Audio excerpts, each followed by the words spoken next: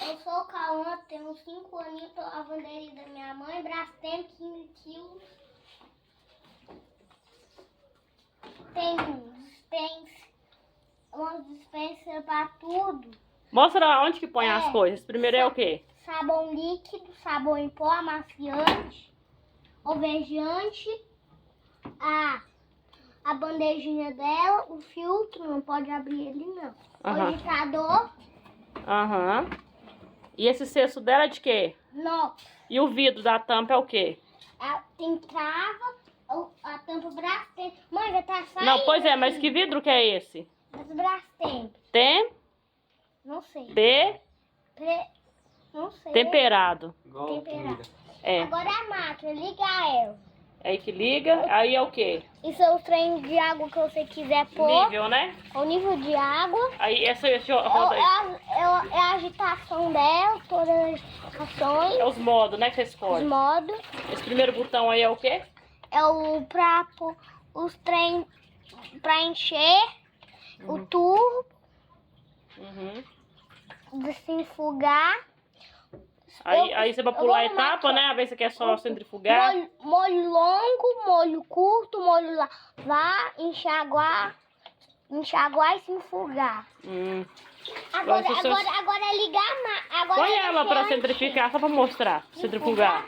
É só mostrar ela agitando você. Você pôs no lavar. Não se põe, não tem água aí não. Pode só pôr no centrifugar pra nós. Não, você pôs no lavar, no enxaguar. Isso. Só pra gente ver aqui, não tem problema não. Vai ser um pouquinho de água aqui, mas não tem problema não. Tá funcionando perfeitamente, não tá? Tá jogando água fora já. Já. Ó. Vai começar, tem que segurar ela que ela é louca. Ela é louca? Tem que segurar ela. Eu espero. Ficou bom segurar. Ó.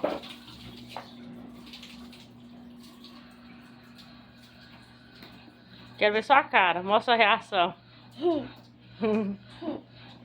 É o primeiro vídeo do Cauã de máquina de lavar. Aí ele tá com tanto medo da máquina ficar doida. Tá segurando ela. Quando tá muito pesada, fica doida mesmo.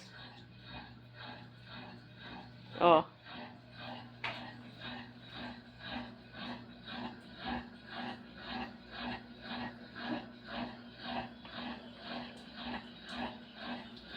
Ela tá pondo um tiquinho de água.